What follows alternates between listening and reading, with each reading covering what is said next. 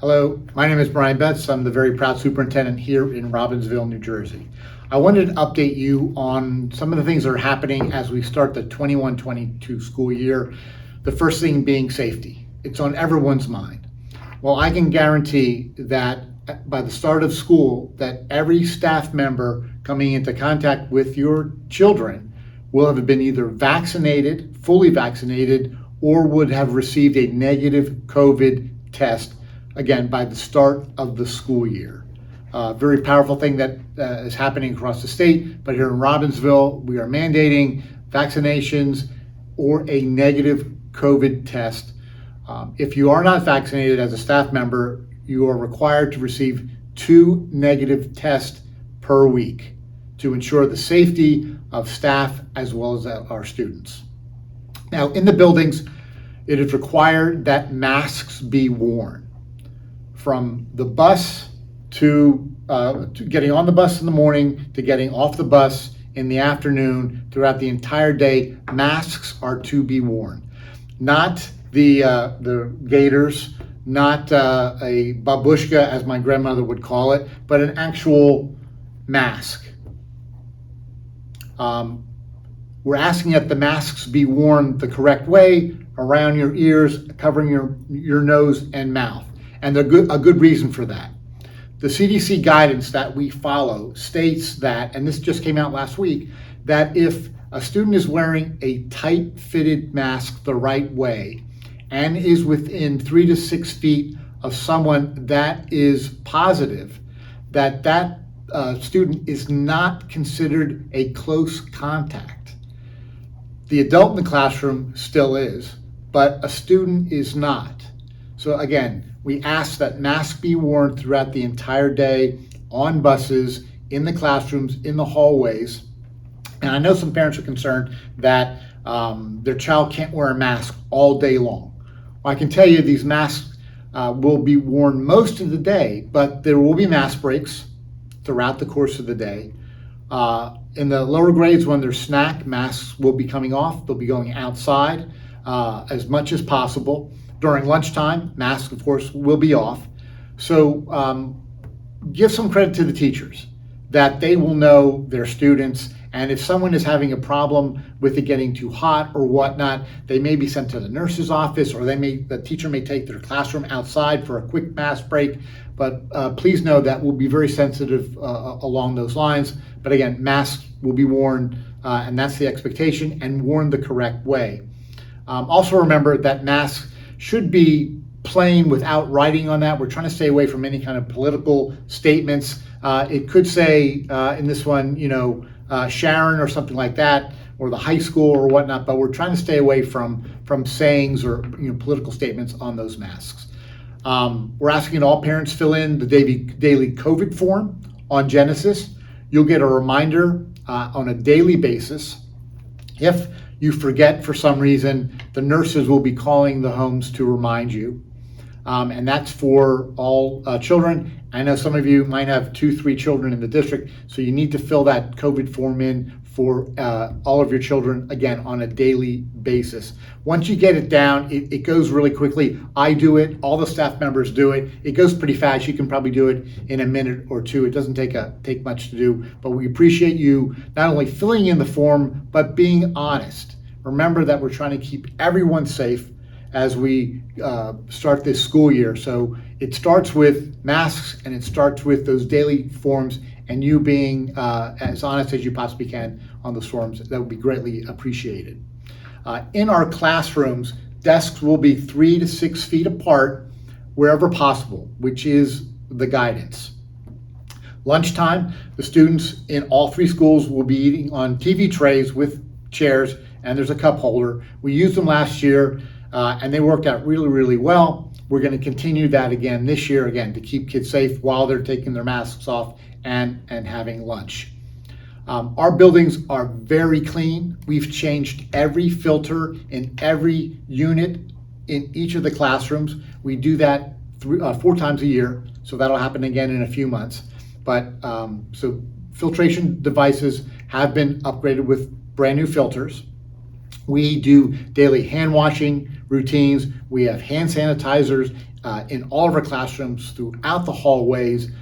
We really do a lot to keep the buildings safe and secure with sanitization and cleanliness. Any positive case that we may experience, any communication will come from the building principals and the school nurses. That if your child needs to be part of contact tracing, the nurses will be reaching out to you. Hopefully that doesn't happen, but you would be hearing from the school nurse and the administration from that building. Now, realize that we are, as a school district in New Jersey, are not allowed to offer remote instruction as an option as we did last year. However, we will be offering remote instruction if your child needs to quarantine. So if your child needs to stay home the 5 to 10 days and quarantine, we will be remoting those classrooms. Let's say I'm a first grade teacher and I find out on Monday morning that Brian Betze, as a student, has to quarantine. Well, you as a parent would know the Zoom link and your child would then Zoom into that classroom. Same thing with the middle school, same thing with the high school.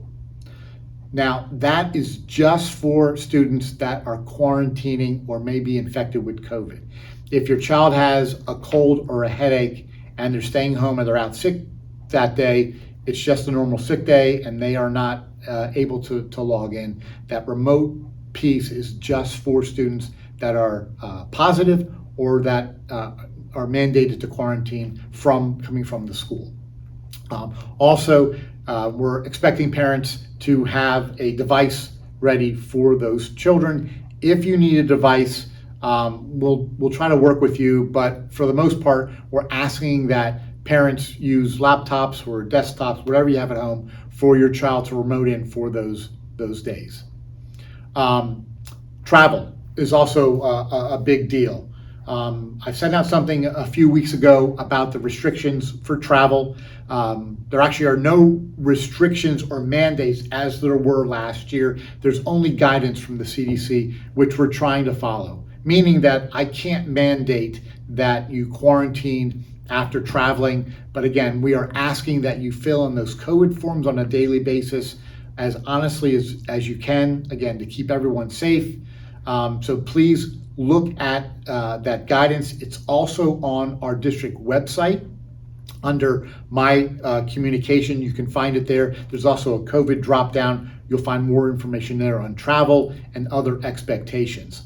If you are vaccinated and have traveled, we ask that you self-monitor symptoms and report those on a daily basis through the COVID form. Again, if you think you have COVID, go get tested, let us know. You would quarantine and then remote into those classrooms.